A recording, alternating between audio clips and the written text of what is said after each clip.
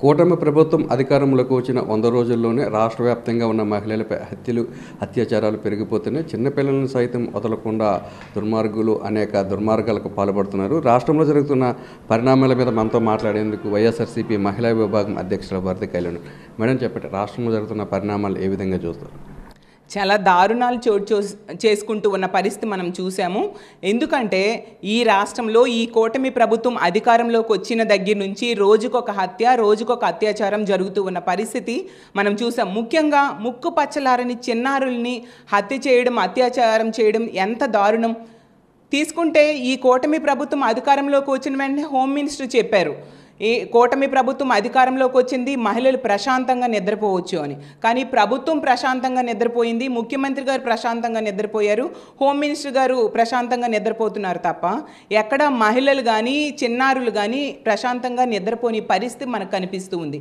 సాక్షాత్తు ముఖ్యమంత్రి చంద్రబాబు నాయుడు గారి సొంత జిల్లాలో పొంగనూరులో అంజుమ్ అనే ముస్లిం బాలిక 29వ తేదీ కిడ్నాప్ అయితే 1వ తేదీ ఆమె మృతదేహం దొరికింది. అంటే ఎంత ఘోరం. ముఖ్యమంత్రి గారి సొంత జిల్లాలో కూడా ఆడపిల్లలకు రక్షణ లేదా? గతంలో ఇన్ని సంఘటనలు జరిగాయి. రోజుకొక అత్యాచారం జరుగుతూ ఉండేటప్పుడు ఆ ప్రాంతానికి, ఆ ఇళ్ళకి వెళ్ళి డీజీపీ గారు, హోమ్ మినిస్టర్ గారు ఒక పరామర్శ చేసి ఒక ధైర్యం, భరోసా ఇచ్చుంటే అవి పునరావృతం అయ్యేవి కాదు. మనం చూస్తే మదనపల్లిలో పేపర్స్ తగలపడిన ఇష్యూలో ఏకంగా డీజీపీ గారిని, సిఐడి చీఫ్ని స్పెషల్ హెలికాప్టర్ వేసి సీఎం గారు పంపించారు. అంటే చిత్తు కాగితాలకున్న వాల్యూ ఆడపిల్లల మాన ప్రాణాలకి ఈ కూటమి ప్రభుత్వం లేవు అనే విషయం క్లియర్గా అర్థమైపోతూ ఉంది. మనం తీసుకుంటే ముచ్చుమర్రి సంఘటన జరిగింది. ఆ సంఘటన జరిగి ఈ రోజుకి కూడా ఆ బాలిక మృతదేహం దొరకలేదు. బాలికని దారుణంగా అత్యాచారం చేసి హత్య చేసి ఆ డెడ్ బాడీ దొరకకుండా చేస్తే ఈ రోజుకి కూడా ఆ డెడ్ బాడీ దొరకలేదు. కానీ ఆ కుటుంబానికి కనీసం డీజీపీ గారు కానీ, హోమ్ మినిస్టర్ గారు కానీ పరామర్శ చేయలేదు. అలాగే హోమ్ మినిస్టర్ గారి సొంత జిల్లా అనకాపల్లి జిల్లాలో చూస్తే ఎన్నో ఇలాంటి సంఘటనలు, ముఖ్యంగా ఆమె సొంత నియోజకవర్గంలో 2 మహిళల మీద దాడులు చేస్తే తిరిగి ఆ 2 మహిళల మీద కేసులు పెట్టిన పరిస్థితి. అలాగే పక్క నియోజకవర్గం అని ఎలమంచిలి నియోజకవర్గం రాంబెల్లిలో దర్శిని అనే పాపకి ఒక అబ్బాయి దారుణంగా హత్య చేస్తే కనీసం ఆ కుటుంబానికి పరామర్శ చేయడం కానీ, ఆ కుటుంబానికి ఒక ఆర్థిక సాయం చేయడం కానీ ఈ ప్రభుత్వం చేయలేదు. దాంతో రోజుకొక సంఘటన మనం చూస్తూ ఉన్నాము.